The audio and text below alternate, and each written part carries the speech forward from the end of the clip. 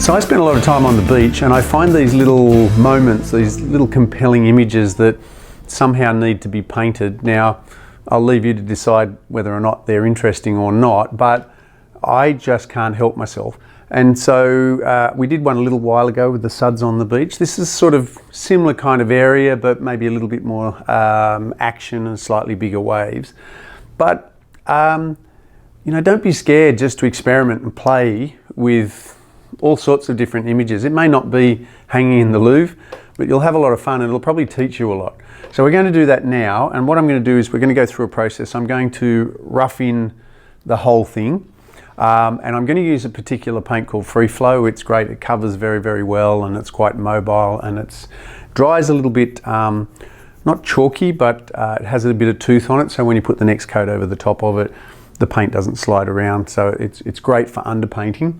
And we'll get the bones of it down first, and this is sort of the process that I follow anyway. So we'll start and get a gradation down, or a couple of gradations down, and that'll be the foundation of the picture. So I've mixed up French Ultramarine blue and white and added a little bit of a tiny little bit of cadmium yellow medium. The medium will dirty the colour up a little bit. The cad yellow light will send it lolly, so stay away from the cad yellow light.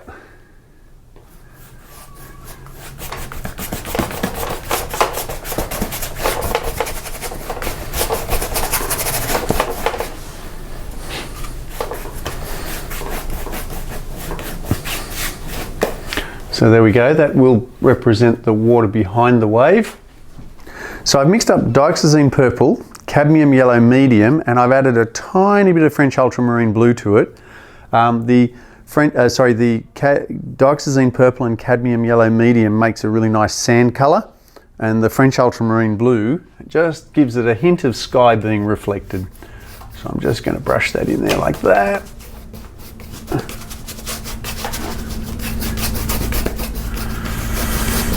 And again, this is just the first coat, so I'm not too worried about it. I'll paint these colours again later.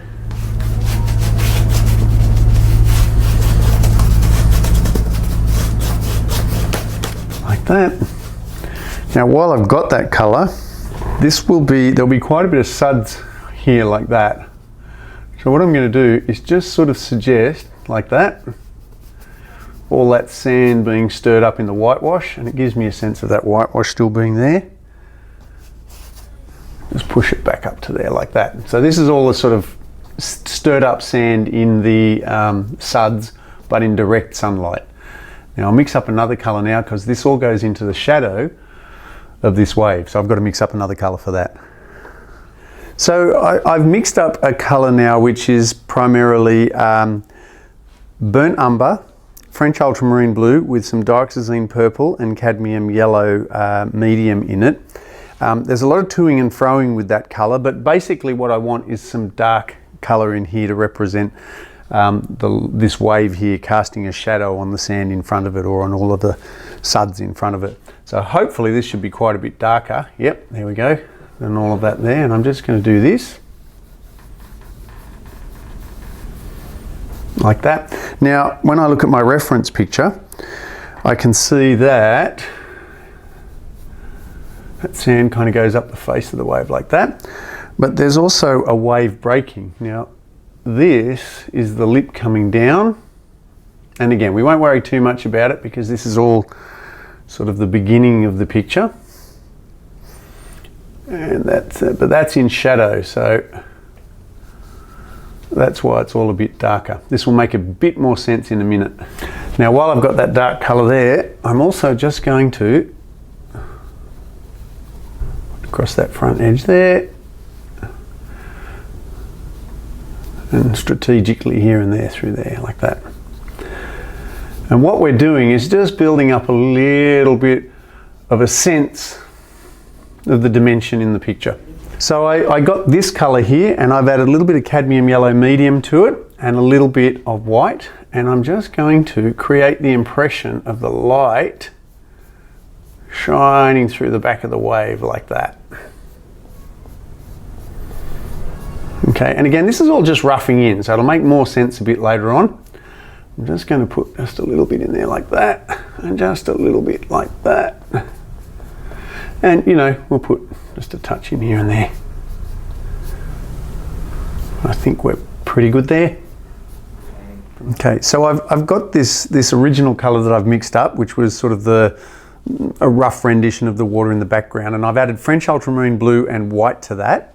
And what I'm going to do is just come along here like that and create the top of the wave like that.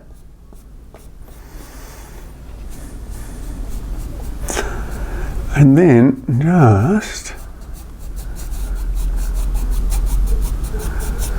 do that. Now this again will be, you know, will be some toing and froing here, but what I want to do is create the impression of the light hitting the surface of the water back here behind the wave. So just going to do that. And again, we're not taking any time with it. We just want to get a sense of the picture down fast.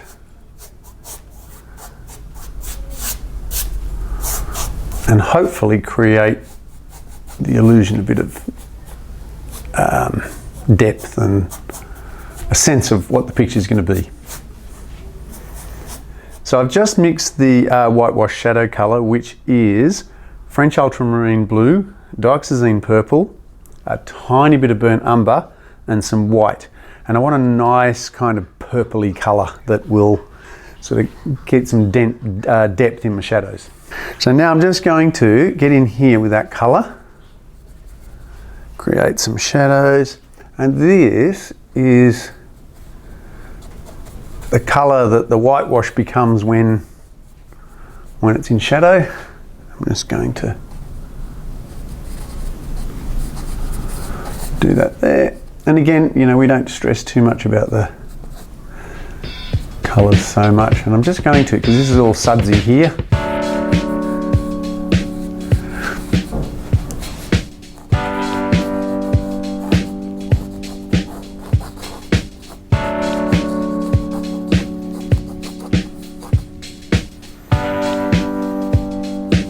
So as I come out of those shadows, I'm going to add a little bit more white each time, but not too much, because I want to put a really strong white on the highlight and I want a bit of contrast in the shadows. So I'm just going to add a tiny bit of white to give this volume in here, and just keep adding white in little increments.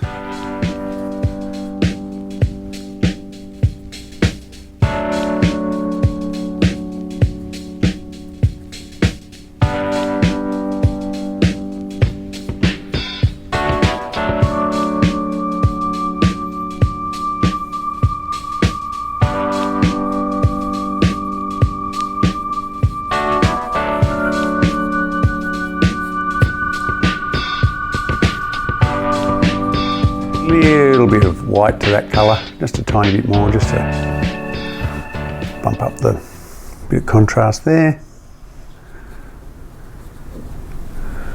And that starts to show up on the whitewash. But again, we don't worry too much at this stage, because this is just the first part of the picture. I'm just going to put that, because there's going to be a little bit of suds falling down the face of this wave, and that'll be in shadow.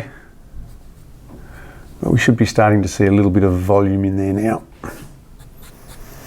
A bit of shadow in there, here and there too, and I'll just run a bit of shadow along that edge, just to give it a bit more volume. There's always these lovely interchange between something bright light and dark shadow. There's always a little bit of nuance in that transition.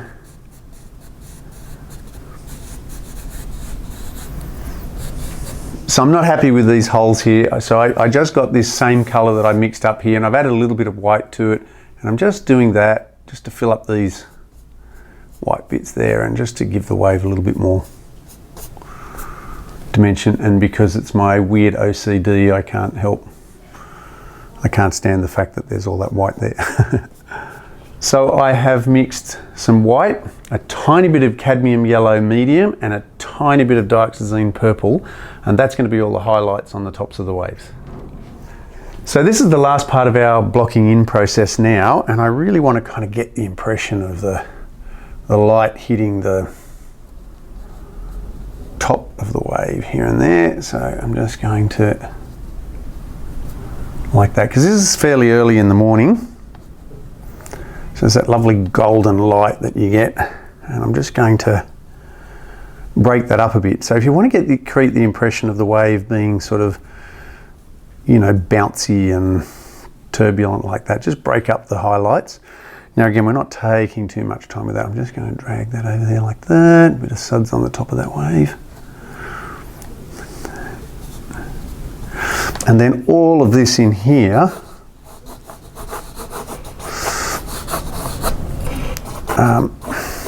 has a lot of that light on it as it comes in. And you'll see hopefully you should be able to see that suds kind of disappearing up into the shadows now, or the illusion of that. You might be interested in this brush. I'm using this brush because it holds a lot of paint, and because it's a flat like this, it's great for free flow, but because it's a flat like this, it kind of helps you to create that plane if you hold the brush parallel to the bottom of the canvas.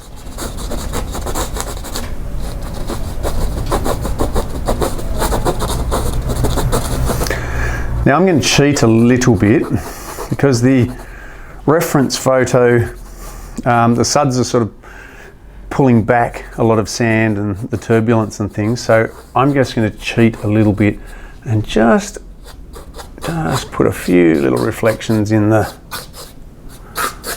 wet sand like that, just to see. It's a good time to experiment with little things like this, because you know, you're not too far into the painting and you can sometimes stumble on something that works great.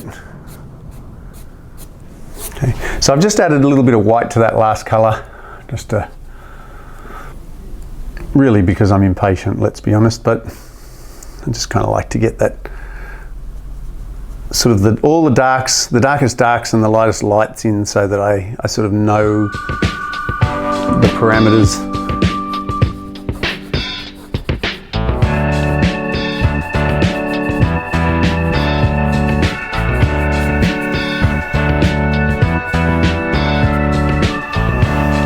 Okay, so this is dried now, so we're going to go back and start working our magic over the top.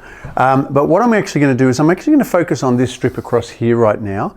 And I don't need my photo reference for that. I've sort of got a memory. But what I want to do is create the illusion of a little wave out here and highlights on the surface of the water.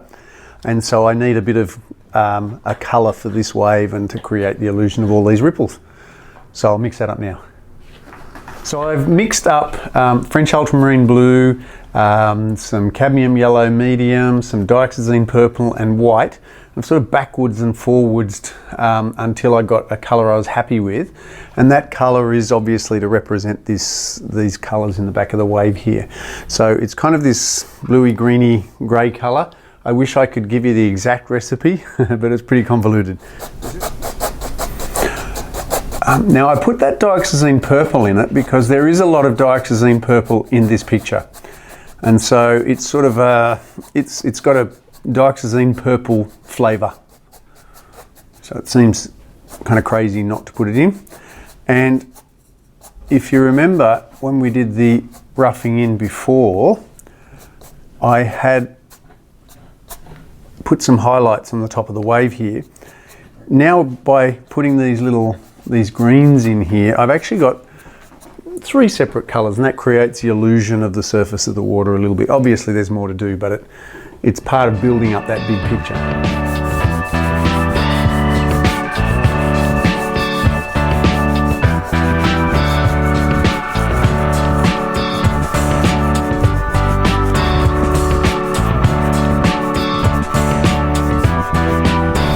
I'm breaking up those brush strokes. I want to create the impression of sort of slightly disturbed bits of chop here and there.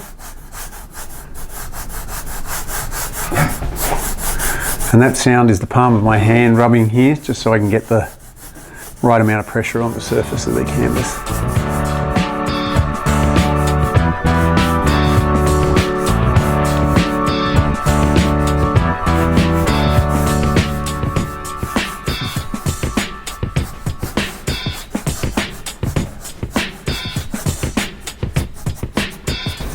Always watch the edges here too. Make sure you drag your brush off the edge of the canvas. You get this, there's a bit of a high spot there, so you get this sort of a strike mark.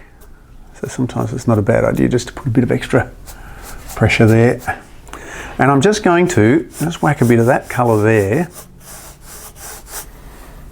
just in the lip. It's not really in the photo, but I'm going off the reservation a touch. So what I've done is I've mixed a bit of this base colour that we put there before, that sort of bluey grey colour, and I've mixed it with this watercolour, and I'm just going to come back here and there and soften some of those edges so that we've got a transition between the watercolour and the sky colour. And there'll be some toing and froing with that. It's one of those things that, you know, you a little bit of salt, a little bit less, whatever.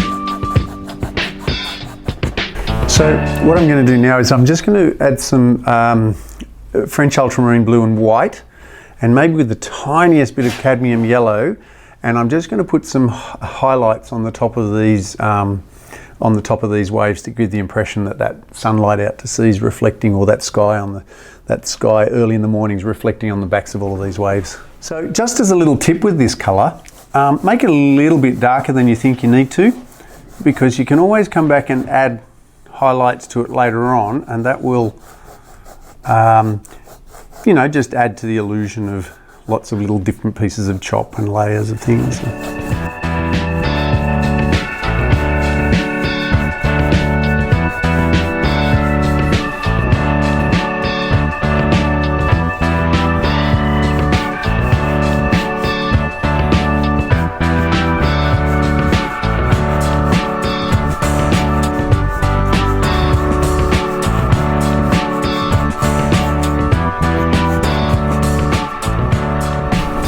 And of course there's going to be more of that out here, because that is flatter relative to your eye, and so there's more sky reflected on it, and we go into that in a bit more detail in the More on Water DVD.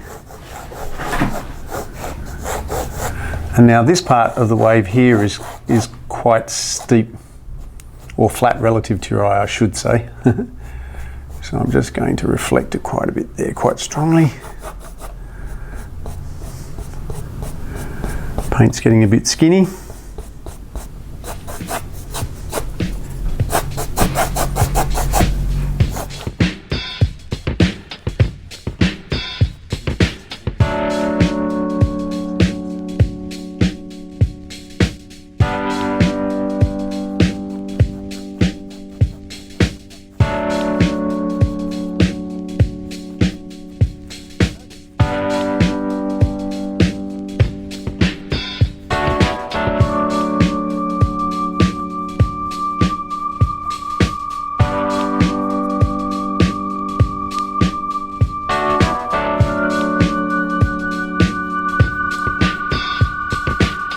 I've added a tiny bit of white and a tiny bit of cadmium yellow to that, just because, you know, it's early in the morning and there's that lovely sunrise colour.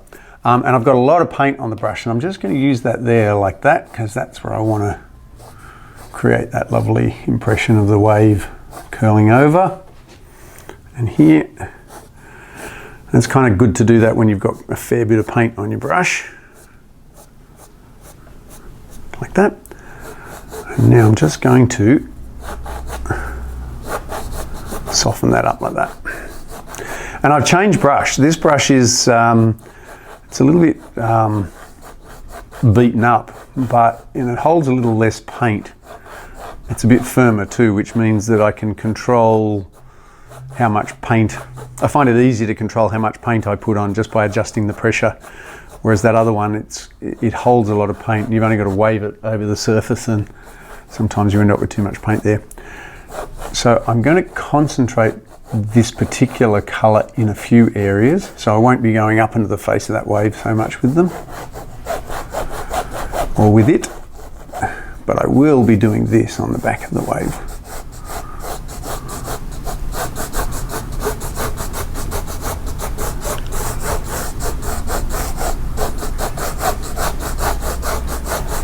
Like that, and a bit there. So you really want to put this highlight on any waves that are possibly on the back of any waves that are a little bit bigger than the others. I'm just going to push that out that way there like that.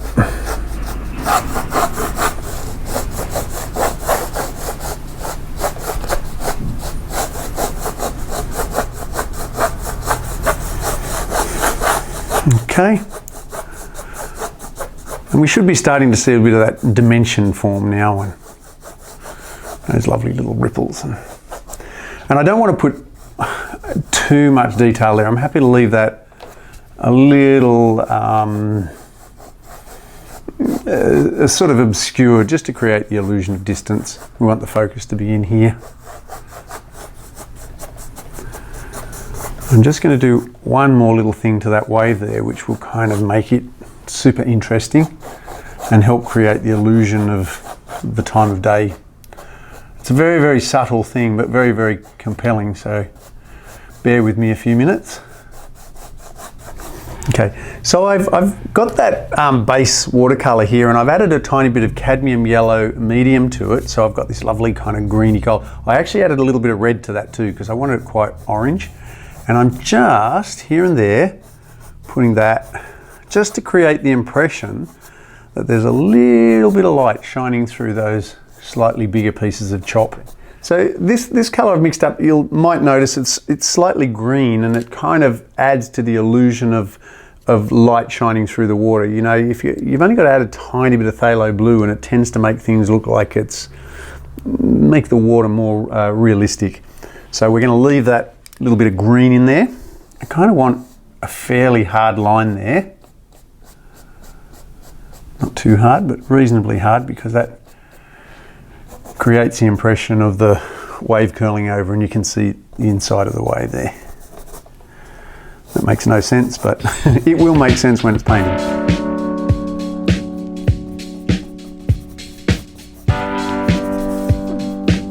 So I've added a little bit of French Ultramarine blue to that, and you can see how that's greened that up a little bit, and that kind of gives the impression there that that water's a bit, you're looking through the face of the wave there a little bit. Well, hopefully anyway.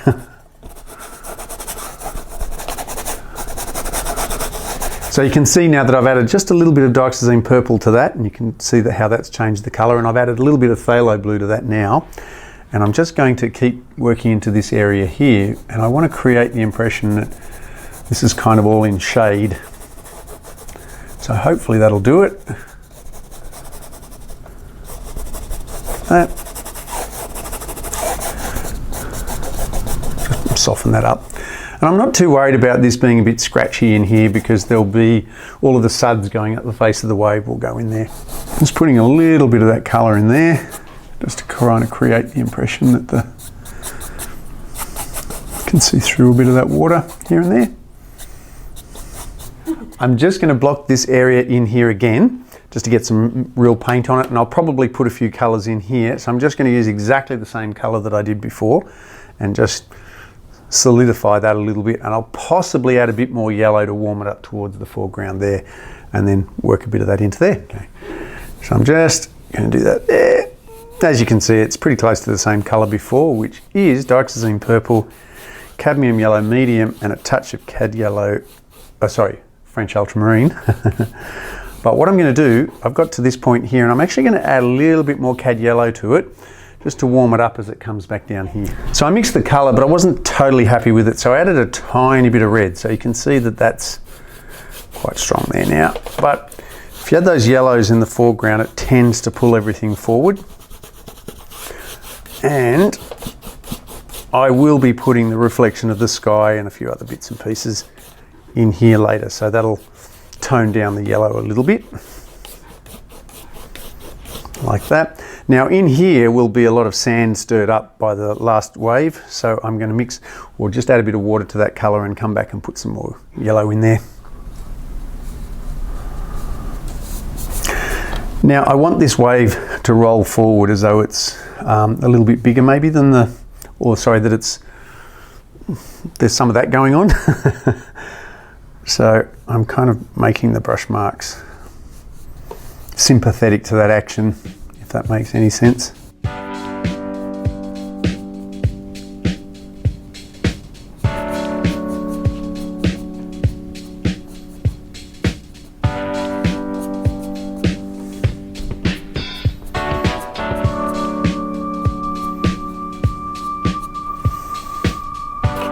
And this area is still wet in here, so I can just whack a bit of that in there here and there without being too strong. So this colour here I've mixed up, it's Dioxazine Purple, Phthalo Blue, tiny little bit of burnt umber, tiny bit of cadmium yellow medium and some white. Again, it's one of those colours where you've just got to to and fro for a while. But I've erred in favour of the Dioxazine Purple because I kind of like the idea of pushing up the purple a little bit. And we're just going to do that just to add to the contrast. And I'm just going to strategically here and there like that. Shadow.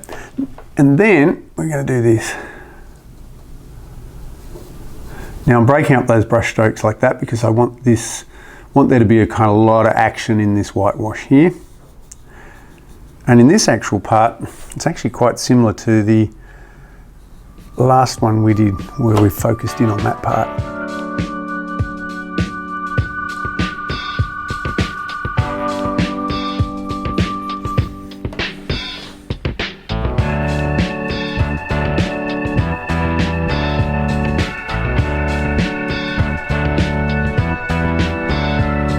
So I've added white to this colour and a tiny bit of Dioxazine Purple, and I'm just going to do that.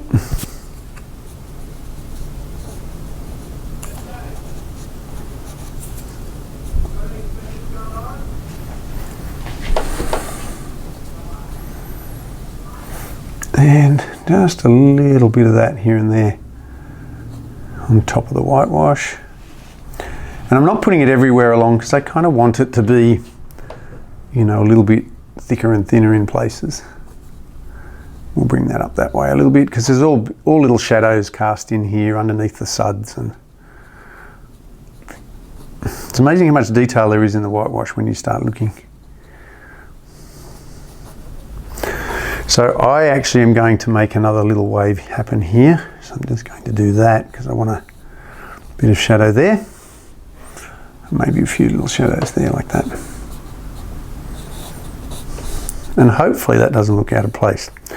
Now, if you're using a photo as a reference, you might want to stick with your photo. I'm sort of moving away from the photo a little bit because I've spent a lot of time on the beach. So I'm just going to here now, in this shadow area, it's going to be quite indistinct, but I'm just going to paint those suds.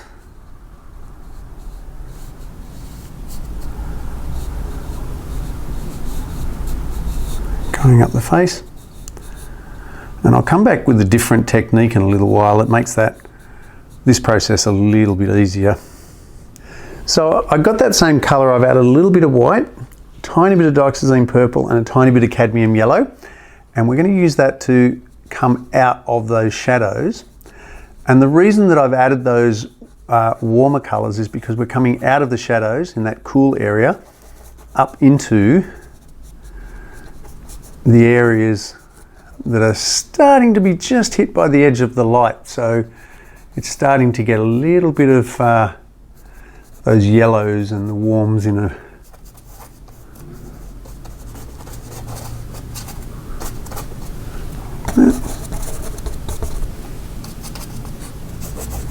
So here is a good place, and here, because I kind of like the idea of that being a little wave there, so I'm just going to make that.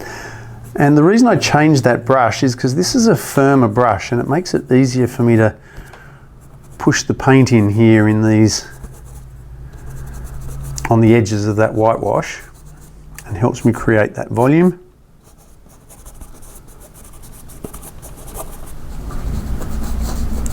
And look, I'm being very cavalier with my brush here, but it's a really good idea just to practice some of these techniques on a blank canvas, because it's one thing to watch someone paint something, it's another thing entirely to make the brush do it the same way as the person painting.